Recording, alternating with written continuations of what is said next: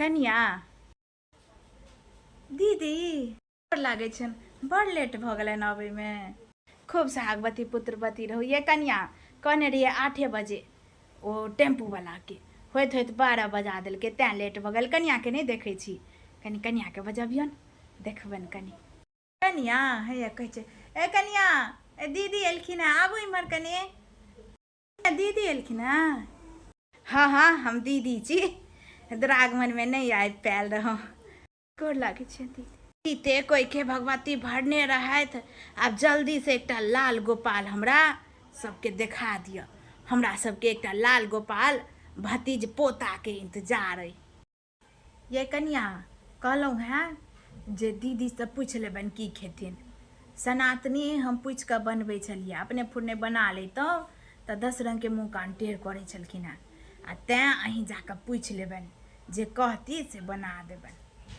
लालमती दीदी की खेथिन? अहीं के नाम ने लालमती है दीदी? देखियो तो सप्रतीप, हम एखन तक नामे नहीं लेलियन हैं, अखना पट दही नाम ले छथिन। हाँ ये कन्या, नाम तो हमरे लालमती। ये कन्या ये केना भैर मुँह कह देलखिन हमर नाम, एजो के ख्याल नहीं रखलत, पदो के ख्याल नहीं रखलत। ए दीदी अपना सब वाला थोड़े धरी धोखा आबक बेटी पुतहु में हेतै। अहाँ के पुतहु नीक नहीं पकड़ेली है, ठीक नहीं बुझा रहल छथि, केना के घर अहाँ के बसत से नहीं जान। आब की कहै छथि, आब जे लिखल छलै कपार में से तऽ सटि गेलै दीदी। ए दीदी तऽ देखै सुनै में कोनो खराब छै कनिया? लड़की पर के लिए हम की जाने गेलिए जे देखै में महकारी आ तर में बिया कारी हेतै, कहत ने। कहै छै कनिया कि काम प्यारा कि चाम प्यारा, से अहाँ के कनिया के खाली चामे प्यारा छन, आ लोल 12 हाथ के छन। देखियो मन घोर भ गेल, बड़ा अरमान सजा के आयल रहूँ कि जे जाइ छी भतीज पुतहु के देखब। देखियो तऽ किछु कहै नहीं छियन। आब कहत ने ओकरा नचेबै, 10 रंग के खोरा डाढ़ी करबै से नीक बात हेतै कि आब ओकरे ओरिया बुझा के रखबै। केहन बनल छलन तरकारी दीदी, नीक छलन? बड़ स्वदगर कनिया तरकारी तीमन छला, बड़ पवित्र खेनाई बनबै छी अहाँ।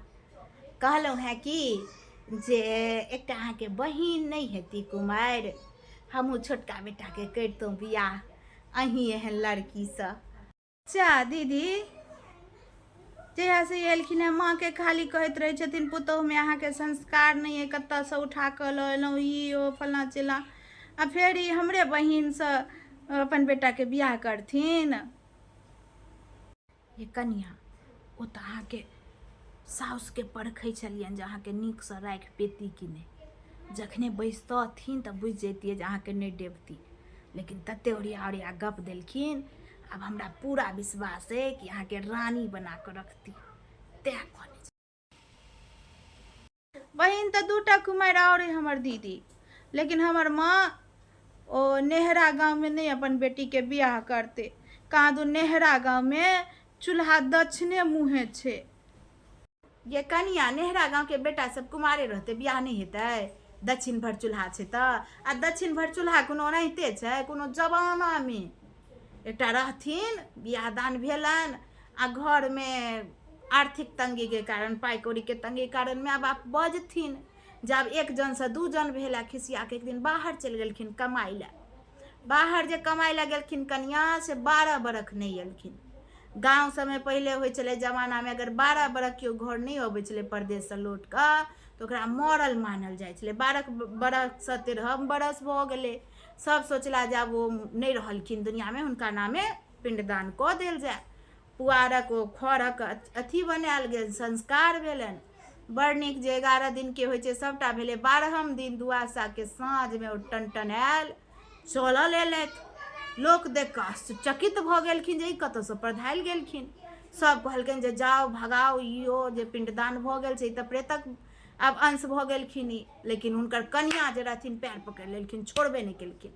अब कन्या के जे पैर पकड़ने देखलखिन लोग सब से जे लोग ओहन पैर करकटने देखलकै कन्या के, सबके आत्मा पसीज गेलै।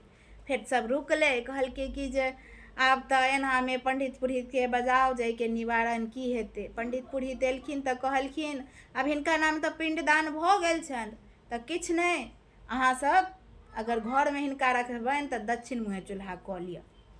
खराब चीज में दक्षिण मुँहे होइ छै ने कनिया, ओहे परका बनावा अंश से पिंडदान में जाइ छै। तऽ तहिए दिन से कोनो जवाने में दक्षिण भर जे चूल्हा भेलै से सब ओनाहिते रखने छथिन। गामक लोग कब गेलखिन किछु खराब नहीं ने हेतै तऽ पंडित पुरोहित कहलखिन नहीं खराब हेतै। आ कोनो खराब छै नेहरा गाँव, ओहि गाँव में कहै छी अफसर सब जे छथिन ओ बड़का बड़का सबके कोठे कोठा में इंजरी नहीं कहू, डॉक्टर नहीं कहू, प्रोफेसर नहीं कहू, मास्टर नहीं कहू, प्रोफेसर नहीं कहू। ए दीदी ई प्रोफेसर के होइ छै? ए कनिया प्रोफेसर नहीं अथी के कहैया, प्रोफेसर ये तऽ से कहथुन ने जे प्रोफेसर प्रोफेसर हम कहै छियै ककरा लए कहि रहल छथिन। जाथे दीदी ई इंजरी डॉक्टर तऽ प्रोफेसर कथी कहलखिन असर, ई सब सुनि कऽ मन घूमऽ लागल हमर। हिनकर उर्दू फारसी सुनि कऽ हमरा जाइए दत ई कनिए सब अथियात। ओ एते कहानी तऽ नहीं बुझल छलै हमरा। तऽ नेहरा गाँव बड़ नीक गाँव, प्रतिष्ठित गाँव छै, कोनो चीजके कमी नहीं छै। ओ जमाना में कोनो भेल छलै। आ दक्षिणे भर चूल्हा जे छै तऽ किछु खराब छै कनिया? कनि एकटा बहिन छथि तऽ हमरो बेटा ला लगाबियो। अहाँके जे देखलहुँ हैं व्यवहार तऽ हमरा होइया जे एहने पुतोह हमरो घर अबितथि। ठीक छै दीदी, देखबै, माँ के कहबै।